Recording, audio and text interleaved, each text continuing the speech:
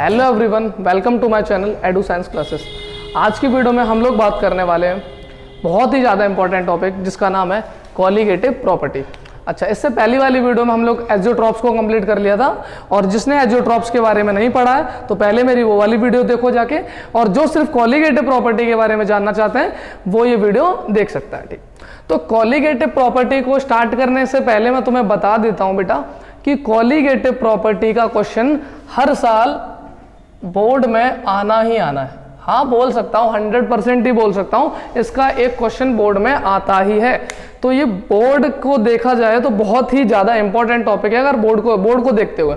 हाँ, कंपटीशन में भी इससे क्वेश्चन बन जाते हैं तो, लेकिन हाँ बोर्ड में तो मैं बोल सकता हूँ कि 100% इससे क्वेश्चन आना ही आना है। ठीक है, तो बिना देर के अब स्टार्ट कर लेते हैं कि कॉलीगेटिव प्रॉपर्टी क्या होती है। देखो, कॉलीगेटिव प्रॉपर्टी की अगर मैं डेफिनेशन की बात करूं तो कॉलीगेटिव प्रॉपर्टी वो प्रॉपर्टी होती है बेटा जो नंबर ऑफ सॉल्यूट पार्टिकल पर डिपेंड करें, ना कि उनके नेचर पर। देखो, डेफिनेशन ये है, colligative property are those property which depend upon number of solute particle irrespective of their nature. और मुझे पता है कि मैं जो डेफिनेशन बोल रहा हूं उससे कुछ भी दिमाग में नहीं जा रहा, तो हम लोग क्या करेंगे, इसको बहुत अच्छे एग्जाम्पल से समझेंगे। देखो, कॉलीगेटिव प्रॉपर्टीज को समझने के लिए देखो इसकी जो डेफिनेशन जो वो कुछ ऐसी है, colligative property are those property which depend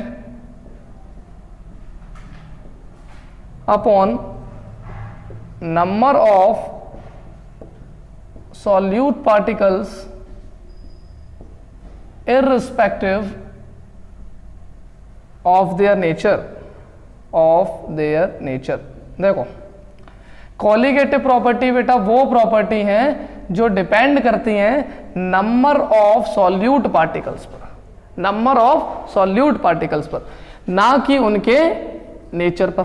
देखो, सिंपल सा इतना लिखा है कि कॉलीगेटिव प्रॉपर्टी वो प्रॉपर्टी होती है बेटा जो तुम सॉल्यूट मिला रहे हो किसी भी सोल्यूशन में, उसकी क्वांटिटी पर डिपेंड करेंगी ये, ना कि उसके नेचर पे। जैसे मैं एग्जांपल दूं, देखो जैसे मैं बोलता हूं कि मैंने क्या किया, 1 लीटर पानी लिया या फिर 1 गिलास पानी लिया और इसमें 1 चम्मच नमक मिलाया, NaCl मिला दिया, ठीक है, कॉमन सॉल्ट। फिर मैंने क्या किया, इधर 1 गिलास पानी लिया और इसमें 1 चम्मच यूरिया मिलाया, और मैंने देखा कि दोनों की जो कॉलीगेटिव प्रॉपर्टी आ रही थी वो ऑलमोस्ट सेम आ रही थी, या बोल सकता हूं मैं सेम ही आ रही थी। ऑलमोस्ट सेम बोलो या फिर मैं बोल सकता हूं कि सेम ही आ रही थी। देखो, इधर मैं सॉल्यूट की क्वांटिटी 1 चम्मच मिला रहा हूं, इधर भी सॉल्यूट की क्वांटिटी 1 चम्मच मिला रहा हूं, भले सक इधर मैं यूरिया मिलाया और इधर मैंने NaCl मिलाया। देखो, लेकिन दोनों की जो प्रॉपर्टी आ रही है वो सेम, मतलब जो तुम सॉल्यूट मिला रहे हो दोनों की क्वांटिटी मैंने सेम रखी और दोनों का नेचर क्या कर दिया, अलग। लेकिन जो प्रॉपर कॉलीगेटिव प्रॉपर्टी जब मैंने देखी इसकी, तो उसमें कोई चेंज ही नहीं आ रहा। अब उसमें कोई चेंज नहीं आ रहा, इससे क्या पता चल रहा है कि जो मैं, देखो इससे ये पता चल रहा है कि चाहे तुम यूरिया मिलाओ चाहे तुम NaCl मिलाओ, उससे फर्क नहीं पड़ता, तुम मिला कितना रहे हो उससे फर्क पड़ता है। अच्छा, ये बताओ दोनों की प्रॉपर्टी सेम क्यों आई? क्योंकि बेटा मैंने क्वांटिटी नहीं बदली, और कॉलीगेटिव प्रॉपर्टी डिपेंड ही किस पे करती है, number of solute particles. Number दोनों का बराबर है, इधर भी 1 चम्मच है इधर भी 1 चम्मच है। देखो, जब तक मैं सॉल्यूट पार्टिकल्स की क्वांटिटी नहीं बदलूंगा कॉलीगेटिव प्रॉपर्टी सेम रहने वाली है। मतलब अब मैंने क्या किया, एक और चीज ली, मैंने क्या किया, 1 गिलास पानी लिया और फिर से 1 चम्मच सपोज मैं कोई दूसरा शुगर मिला दिया, इधर NaCl मिलाया था इधर यूरिया मिलाया था, अब की बार 1 गिलास पानी में 1 चम्मच शुगर मिला दी और देखा कॉलीगेटिव प्रॉपर्टी अभी भी सेम आ रही है। मतलब कॉलीगेटिव प्रॉपर्टी बेटा डिपेंड ही नहीं करती कि उसके नेचर पर, सॉल्यूट के नेचर पर डिपेंड ही नहीं कर रही। तुम इधर भी 1 चम्मच मिलाई है इधर भी, मतलब देखो तुमने क्वांटिटी तीनों बराबर रखी ना, इधर भी 1 चम्मच इधर भी 1 चम्मच इधर भी 1 चम्मच, भले सक तुमने क्या बदला, एक तरफ नमक मिलाया एक तरफ यूरिया मिलाई एक तरफ शुगर मिलाया, पर कॉलीगेटिव प्रॉपर्टीज जब मैं देख रहा हूं तो तीनों की सेम आ रही है। इससे मुझे बिल्कुल पता चल गया कि कॉलीगेटिव प्रॉपर्टी नेचर पर डिपेंड नहीं कर रही है। अच्छा, फिर मैंने क्या किया, इधर मैं अब की बार मैंने 3 चीजें नहीं ली, ठीक है। अब की बार मैंने क्या किया, 1 चम्मच जो नमक मिलाया था इसकी क्वांटिटी मैंने कर दी 2। अब मैंने देखा कि जो प्रॉपर्टी थी वो बदल गई, मतलब कॉलीगेटिव प्रॉपर्टी जो पहले जो आ रहा था इसका मतलब कुछ जो पर्टिकुलर जो भी मैं चाहे बॉइलिंग पॉइंट ले लूं, मैंने ऐसा करके देखा, देखो बॉइलिंग पॉइंट से ले लेते हैं। जब मैंने 1 चम्मच नमक मिलाया था तो इसका बॉइलिंग पॉइंट आ रहा था 100, सपोज 105 मान लेते हैं। 1 चम्मच जब मिलाया था सपोज कर लो तो 105 डिग्री सेल्सियस पे ये गर्म हो रहा था। वैसे तो वाटर का बॉइलिंग पॉइंट 100 होता है, पर मैंने 1 चम्मच नमक मिला दी तो थोड़ा सा बढ़ गया। क्यों बढ़ गया, बात करेंगे हम आगे, जैसे ही कॉलीगेटिव प्रॉपर्टी में आगे चलेंगे, एलिवेशन बॉइलिंग पॉइंट की बात करेंगे तो इसको हम समझेंगे, उसकी टेंशन ना लो, अभी सिर्फ समझ लो जो बोल रहा हूं। 1 चम्मच जब नमक मिलाया था तो इधर 105 डिग्री पर ये गर्म हो रहा था। फिर जब मैंने 1 चम्मच यूरिया मिलाया था वो भी 105 डिग्री पे गर्म हो रहा था। 1 चम्मच शुगर मिलाया था वो भी 105 डिग्री सेल्सियस पर गर्म हो रहा था। मतलब यार बॉइलिंग पॉइंट तीनों का सेम आ रहा है, या मैं बोल सकता हूं कि कॉलीगेटिव प्रॉपर्टी तीनों की सेम है। क्यों, क्योंकि नंबर ऑफ सॉल्यूट पार्टिकल्स या number of moles of solute, यहां पर नंबर ऑफ मोल्स भी लिख सकता हूं, number of moles of solute particles बराबर है, ठीक है। अच्छा, अगर मैं बात करूं, अब मैंने 1 चम्मच की जगह कर दिया कितनी, 2 चम्मच, ठीक है। मेरी बात ध्यान से सुनना, ये सिर्फ मैं तुम्हें समझाने के लिए कर रहा हूं। अभी मैं तुमसे बोल दूं कि 1 चम्मच मिला दिया, 1 चम्मच, देखो चम्मच वाली बात नहीं, देखो मैं ये तो सिर्फ तुम्हें आसान समझ में आए इसलिए मैं कर रहा हूं। हम लोग मेन चीज किस पर फोकस करेंगे, मोल्स पर। अगर मैंने जितने NaCl के मोल मिलाए हैं उतने ही मोल अगर यूरिया के मिलाए, मोल्स भी क्वांटिटी ही बताता है, बट मोल्स जो होते हैं वो डिपेंड करते हैं, तुमने पढ़ा होगा, मोल्स जो होते हैं वो डिपेंड करते हैं given mass upon molar mass, ये फॉर्मूला रहता है मोल्स का, ठीक है। अगर मान लो मैंने इधर भी जैसे मान लो, चलो चम्मच वाला हिसाब छोड़ के, वो तो मैं इसलिए, देखो स्पून वाला एग्जांपल मैं इसलिए ले रहा हूं बेटा ताकि तुम्हें आसानी से समझ में आए, ठीक है, ताकि तुम्हें आसानी से समझ में आए, ठीक है। क्योंकि काफी जैसे मैं लूंगा मोल्स, मोलैरिटी ये सब बोलूंगा तो कुछ बच्चे होंगे वो क्लास छोड़ के चले जाएंगे, इसी वजह से मैं ये वाला एग्जांपल लेता हूं सिंपल वाले की 1 चम्मच। चलो रियलिटी समझते हैं। सपोज मान लो मैंने इधर 1 मोल NaCl मिलाया, ठीक है, 1 गिलास पानी में, ये गर्म हो रहा था बेटा 105 डिग्री सेल्सियस पे, ठीक। फिर मैंने क्या किया, इधर 1 मोल उतनी क्वांटिटी, इधर 1 मोल शुगर मिलाया, 1 मोल शुगर मिलाया, ये भी 1 गिलास पानी में, ये भी गर्म हो रहा है कितने पे, 105 डिग्री सेल्सियस पे। क्यों, क्योंकि number of moles of solute, जो मोल्स हैं सॉल्यूट पार्टिकल्स के दोनों जगह कैसे हैं, सेम। इसी वजह से कॉलीगेटिव प्रॉपर्टी सेम आ रही है, इधर भी 105 डिग्री सेल्सियस पे बॉयल हो रहा है, इधर भी 105 डिग्री। अगर मैंने 1 ही मोल सपोज यूरिया मिला दिया, अभी भी वो 105 डिग्री सेल्सियस पर ही गर्म हो रहा है। मतलब जब तक क्वांटिटी सॉल्यूट की मैं नहीं बदलूंगा, कॉलीगेटिव प्रॉपर्टीज में कोई चेंज आने वाला नहीं है, ठीक। क्योंकि कॉलीगेटिव प्रॉपर्टी बेटा नेचर पे डिपेंड करती ही नहीं है, और मैं नेचर ही तो बदल रहा हूं, इधर शुगर ला रहा हूं, इधर NaCl ला रहा हूं, इधर यूरिया ला रहा हूं, लेकिन मैं क्वांटिटी या मोल्स की बात तो मैं बदल ही रहा, मतलब मैं मोल्स तो बराबर ही कर रहा हूं। मोल्स यहां पर सिर्फ कुछ नहीं, मोल्स यहां बता रहा है सिर्फ क्वांटिटी, ऐसे समझ लो, मोल्स सिर्फ क्या बता रहे हैं, क्वांटिटी। मैंने तीनों जगह क्वांटिटी बराबर रखी है, इधर NaCl, शुगर और वाटर। अगर नॉर्मल समझोगे बिल्कुल, जो अगर मैं केमिस्ट्री वाली लैंग्वेज में ना जाऊं, मोल्स वगैरह नॉर्मल समझोगे, तो अगर मैं क्वांटिटी बराबर रखता हूं तो कॉलीगेटिव प्रॉपर्टी में चेंज नहीं आता, ठीक है। भले सक मैं नेचर बदल दूं, चाहे मैं यूरिया ले आऊं, चाहे मैं NaCl ले आऊं, चाहे मैं शुगर ले आऊं, चीजें बदल दूं और उनकी मात्रा बराबर रखूं, कॉलीगेटिव पर कोई असर नहीं पड़ेगा, क्योंकि कॉलीगेटिव प्रॉपर्टी नेचर पर डिपेंड नहीं करती। अब सुनो, अब मैंने क्या किया, अब की बार मैं क्वांटिटी बदलूंगा। अब की बार मैंने क्या किया कि 1 गिलास पानी लिया और उसमें जो मैं 1 मोल NaCl मिला रहा था उसको मैंने बढ़ा के कर दिया 2 मोल। अब ये पानी पहले 105 पे हो रहा था, अब हो रहा है 110 डिग्री सेल्सियस पे। अब मुझे पता चल गया बेटा कि जैसे ही मैंने 1 मोल मिलाया था वो 105, जैसे मैंने 2 मोल मिला दिया वो 110 डिग्री सेल्सियस। मतलब कॉलीगेटिव प्रॉपर्टी में चेंज आ रहा है। मतलब कॉलीगेटिव प्रॉपर्टी किस पे डिपेंड कर रही है, number of moles of solute particles, या मैं बोलूं क्वांटिटी ऑफ सॉल्यूट पार्टिकल्स। तो मेरी बात तुम्हें शायद समझ में आ रही होगी। तो कॉलीगेटिव प्रॉपर्टीज बेटा डिपेंड करती हैं जो तुम सॉल्यूट मिला रहे हो उसके मोल्स पर, मोल्स थोड़ी वैसी लैंग्वेज होगी, नॉर्मली समझोगे तो उसकी क्वांटिटी पर। तो अगर जैसे जैसे मैं सॉल्यूट की क्वांटिटी बढ़ाऊंगा, कॉलिगेटिव प्रॉपर्टी उस पर डिपेंड करेगी। कॉलिगेटिव प्रॉपर्टी जो होगी उसमें चेंजेस आएंगे। मतलब कॉलिगेटिव प्रॉपर्टी में चेंजेस कब आएंगे? जब मैं क्वांटिटी ऑफ सॉल्यूट को बढ़ाऊंगा या क्वांटिटी ऑफ सॉल्यूट को घटाऊंगा। अभी सपोज कर लो मैंने 3 मोल मिला दिया, अब ये गर्म होने लगा 115 पे, 4 मोल मिला दिया 120 डिग्री सेल्सियस पे। मतलब जैसे जैसे मैं क्वांटिटी बढ़ा रहा हूं कॉलिगेटिव प्रॉपर्टी में चेंज आ रहा है। मतलब कॉलिगेटिव प्रॉपर्टी डिपेंड किस पे कर रही है? Number of moles of solute particles, और नॉर्मली समझो तो quantity of solute particles irrespective of their nature. मतलब कॉलिगेटिव प्रॉपर्टी डिपेंड करती है कि तुम जो सॉल्यूट मिला रहे हो उसकी क्वांटिटी पर, ना कि उसके नेचर पर। चलो और अच्छे से हम इसे एक नाम और से समझते हो, एक एग्जांपल से समझते हैं, बिल्कुल सिंपल एग्जांपल से, और उससे तुम्हें मेरे ख्याल से दिमाग में चली ही जाएगी कि कॉलिगेटिव प्रॉपर्टी क्या होती, कभी नहीं भूलोगे। देखो कॉलिगेटिव प्रॉपर्टी का एक दूसरा नाम और होता है बेटा, कॉलिगेटिव प्रॉपर्टी एक दूसरा नाम और होता है और उसको कहते हैं हम डेमोक्रेटिक प्रॉपर्टी।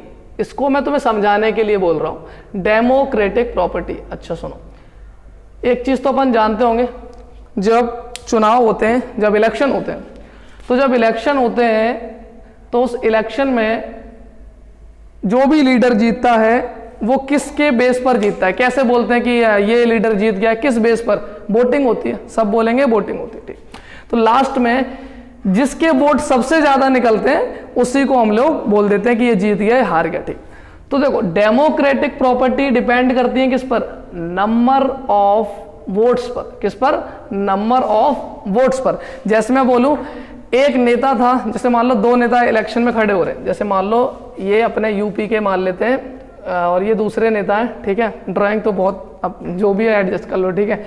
ये मान लो हमारे हैं नरेंद्र मोदी, ये हमारे नरेंद्र मोदी, ठीक है, मोदी अंकल, ठीक।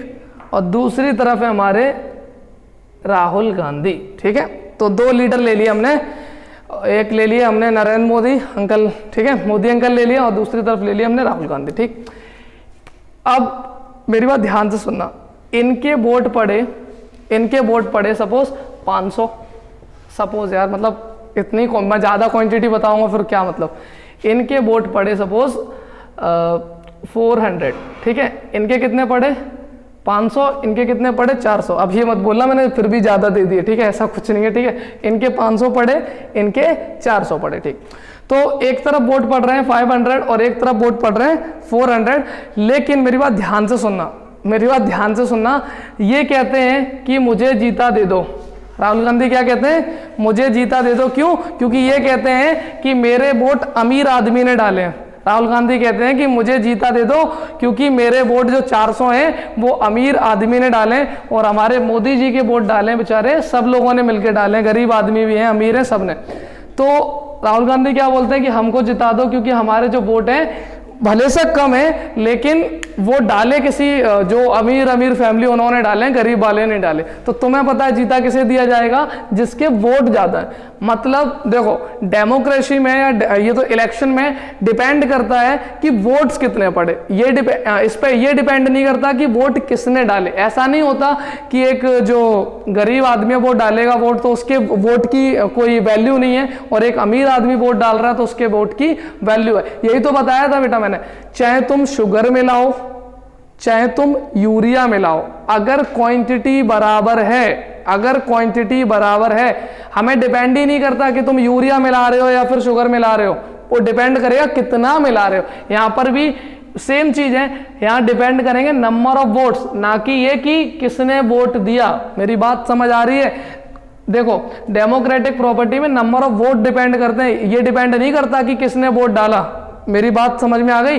तो यही चीज मैं तुम्हें समझाना चाह रहा था कि जो कॉलिगेटिव प्रॉपर्टी होती है वो डिपेंड करती है नंबर ऑफ सॉल्यूट पार्टिकल्स पर, ठीक है। जैसे कि डेमोक्रेटिक प्रॉपर्टी किस पर डिपेंड करती है? नंबर ऑफ वोट्स पर, कि वोट कितने पड़े या वोट की क्वांटिटी कितनी है, ये डिपेंड नहीं करता कि वोट किसने डाला। मेरी बात समझ आ गई? ठीक।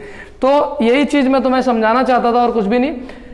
तो colligative properties are those properties which depend upon the number of solute particle irrespective of their nature. और डेमोक्रेटिक प्रॉपर्टी जो होती हैं वो नंबर ऑफ वोट्स पर डिपेंड करती हैं, ना कि इस पे कि गरीब आदमी है वो 1000 वोट डाल दे और अमीर आदमी सिर्फ 20 वोट डाल दे और दोनों की जो वैल्यू है वो बराबर कर दी जाए। तो ऐसा नहीं होता है यार, वोट कोई भी डाले, चाहे वो गरीब चाहे अमीर, दोनों की वैल्यू बराबर होगी।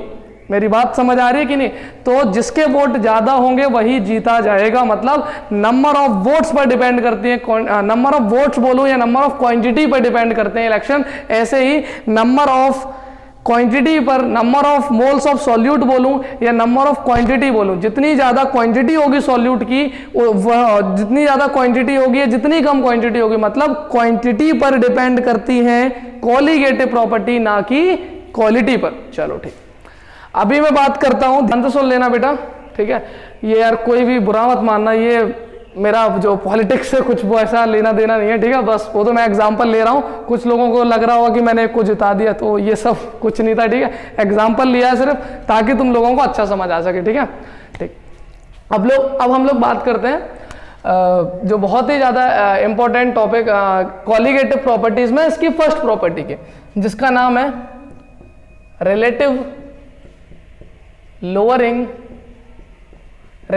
lowering of vapor pressure, relative lowering of vapor pressure। ठीक, तो ध्यान से समझ लेना, बहुत इंपॉर्टेंट है। पहली कॉलीगेटिव प्रॉपर्टी है जिसका नाम है relative lowering of vapour pressure. ठीक, तो बेटा सुनो, इसको मैं एक एग्जांपल से समझाता हूं तुम्हें। जैसे क्या किया मैंने बेटा, ध्यान से सुनना। एक कंटेनर लिया और इसमें वाटर ले लिया। अभी तुम लोग कह रहे हो सर आप हमेशा वाटर ही लेते हो, वाटर थोड़ा सा सिंपल पड़ता है तो, और इसलिए ठीक है, कोई वो नहीं है कि मैं वाटर ही लूँ, ठीक है?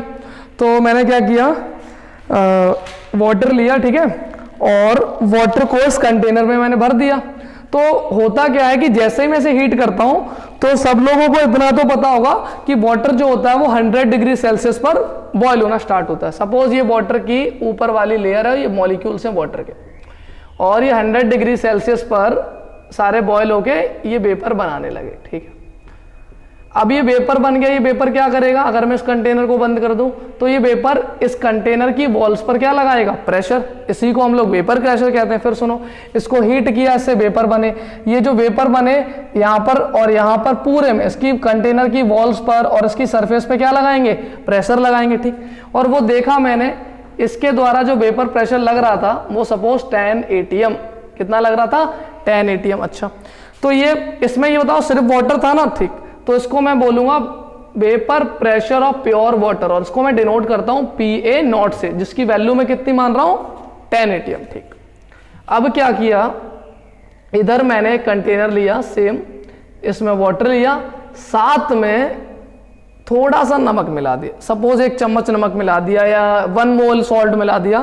तो अब क्या होगा बेटा, सरफेस पर सिर्फ मॉलिक्यूल वाटर के नहीं रहेंगे, कुछ मॉलिक्यूल वाटर के रहेंगे और कुछ मॉलिक्यूल तुम्हारे जो स्क्वायर वाले बना रहा हूं वो मान लो किसके आ गए, सॉल्ट के। अब देखो, अब क्या होगा बेटा, ये जो सॉल्ट वाले मॉलिक्यूल जो मिलाए हैं मैंने, ये होते हैं तुम्हें नॉन वॉलेटाइल।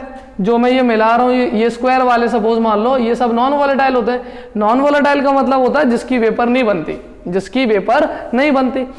अब ये जो नॉन वॉलेटाइल आ गए सरफेस पर, इनकी तो वेपर बनेगी नहीं।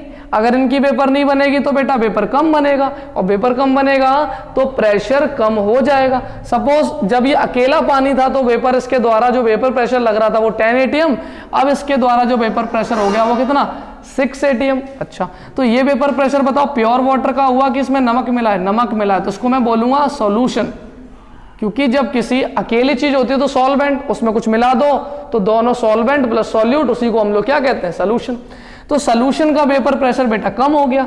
तो यही तो देखो, अब 1 चम्मच में नमक मिला रहा हूं, 1 चम्मच में नमक मिला रहा हूं, पहले कितना था 10, 1 चम्मच मिला दिया तो कितना हो गया 6। समझ रहे हो मेरी बात? अच्छा ठीक, तो वेपर प्रेशर क्या हो गया, घट गया। देखो मैंने फिर बोला वेपर प्रेशर क्या हो गया, घट गया। कॉलीगेटिव प्रॉपर्टी में क्या था, those property which depend upon the number of solute particle. देखो जैसे ही मैंने सॉल्यूट पार्टिकल डाला प्रॉपर्टी में चेंज आ गया। पहले वेपर प्रेशर 10 था, अब कितना रह गया 6। अगर मैं 1 चम्मच नमक और मिला दूं, सपोज मान लो अभी मैंने 1 चम्मच नमक मिलाया था, मोल लिया हो कोई बात नहीं यार, 1 चम्मच नमक मिलाया था तो कितना घट गया 6 एटीएम। मान लो मैंने 1 चम्मच नमक और मिला दिया तो क्या होगा, यहाँ कुछ मॉलिक्यूल और आ जाएंगे। अगर कुछ मॉलिक्यूल और आ गए तो वेपर अब और कम हो गई। अब सपोज वेपर यहाँ कितनी रह गई 4 एटीएम। अगर मैंने और नमक मिला दिया तो वेपर और कम हो जाएगी। मतलब क्या हो रहा है, जैसे जैसे मैं नमक मिला रहा हूं वेपर जो है वो कम होती जा रही है और वेपर प्रेशर कम होते जा रहा है। ठीक, तो रिलेटिव देखो यहां तक समझ रहे हैं, लोअरिंग ऑफ वेपर प्रेशर। तो वेपर प्रेशर क्या हो रहा है, घट रहा है। अब ये जो वेपर प्रेशर घट रहा है वो किस पे डिपेंड कर रहा है, जितना जा रहा हम सॉल्यूट की क्वांटिटी मिला रहे हैं। जैसे 1 चम्मच मिलाया था तो 6 एटीएम आया था, 1 चम्मच और मिला दिया अब वेपर प्रेशर और कम हो गया, और मिला दूंगा तो और कम हो रहा है। क्यों हो रहा है वो तुम्हें समझ आ रहा है, क्योंकि इसके नॉन वॉलेटाइल के मॉलिक्यूल्स ऊपर आ रहे हैं और वो वेपर बनाएंगे नहीं तो वेपर प्रेशर क्या हो जाएगा, कम हो जाएगा। अच्छा, तो इसको लिखेंगे कैसे, जो घट गया देखो ओरिजिनल में से जो प्योर में से क्या कर दो, सॉल्यूशन का घटा दो तो वो आ जाएगा लोअरिंग ऑफ वेपर प्रेशर। जो ऐसे समझो पहले कितना था 10 एटीएम, 2 चम्मच नमक मिलाने के बाद कितना रह गया 4 एटीएम, कितना घट गया 6। जितना घट गया ये, इसी को अपन लोग कहते हैं लोअरिंग ऑफ वेपर प्रेशर।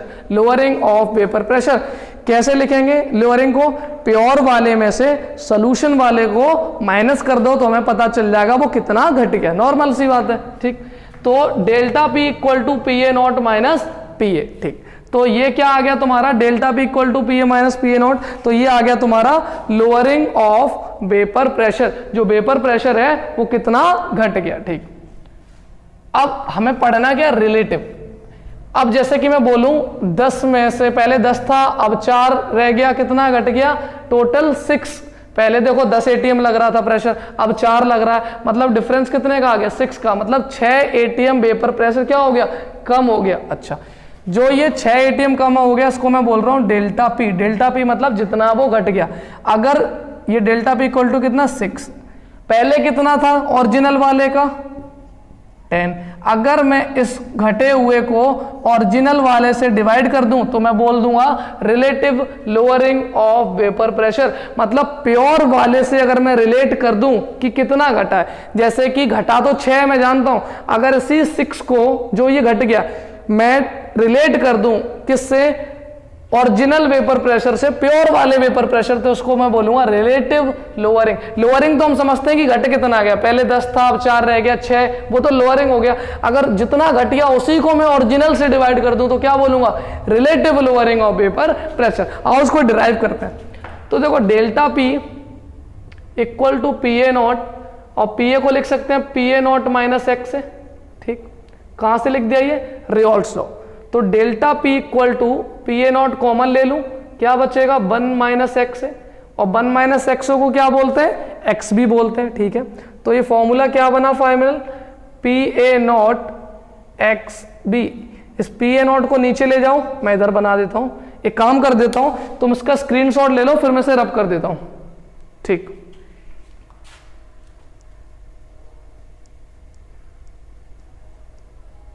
ठीक है, तो इधर देख लो डेल्टा पी इक्वल टू, यहां मैं लिख देता हूं पी ए नॉट एक्स है, तो पी ए नॉट पहुंच गया नीचे और इधर बचा अपना एक्स बी। डेल्टा पी को लिख सकते हैं P A not minus P A, तो ये हो गया P A not minus P A upon P A not equal to X B. अच्छा, एक्स बी क्या है, mole fraction of non volatile solute, जो तुम सॉल्यूट मिला रहे हो। अच्छा, इसको कैसे लिख सकते हैं, तो इसको लिख सकते हैं P A not minus P A equal to P A not. इसको पूरे को सॉल्व करेंगे, number of moles of B plus number of moles of B plus number of moles of A. यहाँ पर जो तुम मोल फ्रैक्शन जो solute मिला रहे हो उसकी क्वांटिटी बहुत कम है तो उसको हम नेग्लेक्ट कर देते हैं। तो फॉर्मूला सिर्फ इतना सा बचता है, number of moles of A, number of moles of B upon number of moles of A. ठीक है, इसको थोड़ा सा और कर देते हैं,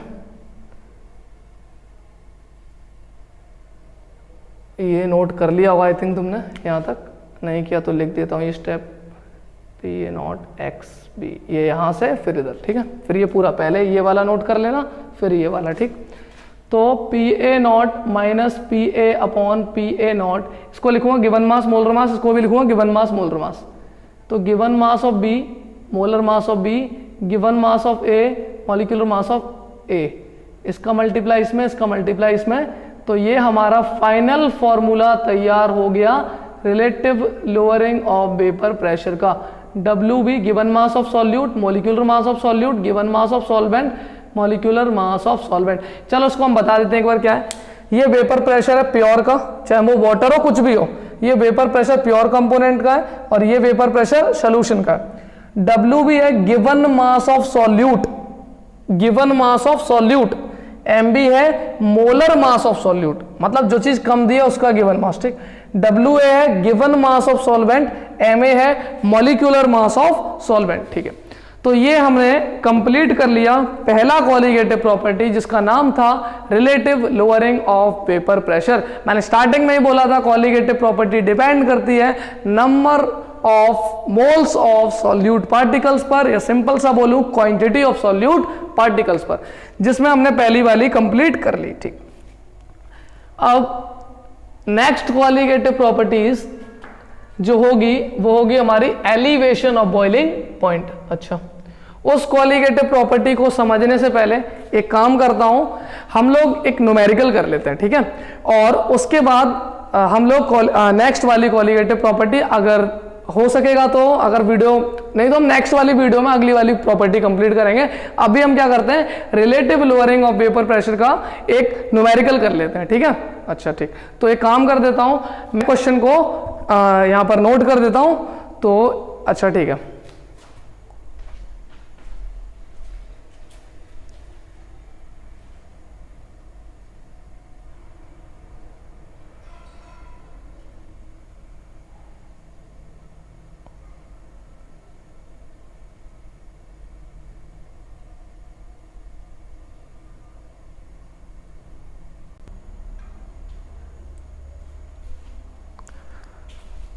हाँ, तो जैसा तुम्हें ये क्वेश्चन बोर्ड पर दिख रहा होगा तो सब लोग वैसे तो ये क्वेश्चन एनसीईआरटी का एग्जाम्पल 2.6 है, ठीक है। जिसके पास एनसीईआरटी है तो वो वहाँ से देख सकते हैं, और जिसके पास बुक नहीं है अभी तो वो यहाँ से नोट कर लो उस क्वेश्चन को। तो एक काम करते हैं, पहले हम क्वेश्चन को समझ लेते हैं, ठीक है। तो इसमें बोला है the vapour pressure of pure benzene, देखो प्योर बेंजीन, वर्ड को समझो, प्योर बेंजीन मतलब उसमें कुछ भी नहीं मिला, उसका जो वेपर प्रेशर है वो 0.850 बार। प्योर वेपर प्रेशर को मानते थे PA0, जो कितना दिया 0.850। फिर मैंने क्या किया, देखो इसको मैं बना देता हूं कंटेनर में, ये कंटेनर में बेंजीन बना दिया और देखा कि इसके द्वारा जो वेपर प्रेशर बन रहा है वो कितना 0.850 प्योर वाले के द्वारा, ठीक। फिर क्या कर रहे हैं, इसमें हमने एक नॉन वॉलेटाइल मिलाया। अब कहानी आ गई भाई, देखो हमने नॉन वॉलेटाइल मिलाया, जैसे ही नॉन वॉलेटाइल मैंने बुलाया कितना 0.5 ग्राम। अच्छा, जो हम सॉल्यूट मिलाते थे उसका गिवन मास को बोलते थे WB, वो कितना 0.5 ग्राम, ठीक। व्हेन एडेड टू, देखो ए नॉन वॉलेटाइल सॉल्यूट, तो उसका गिवन मास तो दिया है हमें, लेकिन ये नहीं बता रहे वो क्या चीज है। नॉन वॉलेटाइल है तो हमें बता नहीं रहे वो है क्या, लेकिन बता रहे हैं कि उसको कितना मिलाया 0.5। ये नहीं बता रहे कि सॉल्ट है क्या है, वो नहीं बता रहे, ठीक। किसमें मिलाया 39 ग्राम ऑफ बेंजीन, हमारी बेंजीन, इसी बेंजीन में हमने मिला दिया, ठीक है। तो गिवन मास ऑफ बेंजीन दिया हमें 39, और मोलर मास ऑफ बेंजीन हम निकाल लेंगे। वैसे तो क्वेश्चन में गिवन भी दिया जाएगा पर निकाल भी लेंगे, C6H6 12 6 या 72 और 6 78, ये मॉलिक्यूलर मास हो गया किसका, बेंजीन का। बोला है कि जैसे ही मैंने उसको मिलाया, फिर से सुनो क्वेश्चन में सीन क्या है कि जब तक अकेला बेंजीन था तब तक उसका प्रेशर जो था प्योर वाले का वो इतना था, उसमें मैंने 5 ग्राम जैसे ही सॉल्यूट मिलाया वैसे ही बेटा जो सॉल्यूशन का वेपर प्रेशर देखो घट गया, पहले था कितना 850, अब घट गया। क्यों घट गया, मैंने रीजन बताया था कि नॉन वॉलेटाइल की वेपर नहीं बनती, ठीक। तो वेपर प्रेशर ऑफ सोल्यूशन कितना हो गया PA = 0.854, ठीक।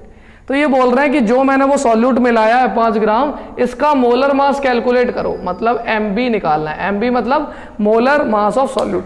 तो चलो मैं इस क्वेश्चन को रब कर देता हूं, उसके बाद हम इसको समझ लेते हैं, ठीक है। ठीक है। तो ये कर दिया रब, कुछ भी नहीं है, सिंपल सा क्वेश्चन है। देखो सबसे पहले फॉर्मूला नोट करते हैं, PA0 minus PA = PA0 = WB upon MB WA into MA, सबकी वैल्यू दी है। प्योर वाले की 0.850, इसकी 0.845, इसकी 0.850 इक्वल टू WB कितना है 5 ही है, 0.5 है, मैं देख लेता हूँ एक सेकेंड, हाँ 0.5 ही है, 0.5। MA तुम्हें है 78, MB तुम्हें कैलकुलेट करना है, WA तुम्हें दे रखा है 39।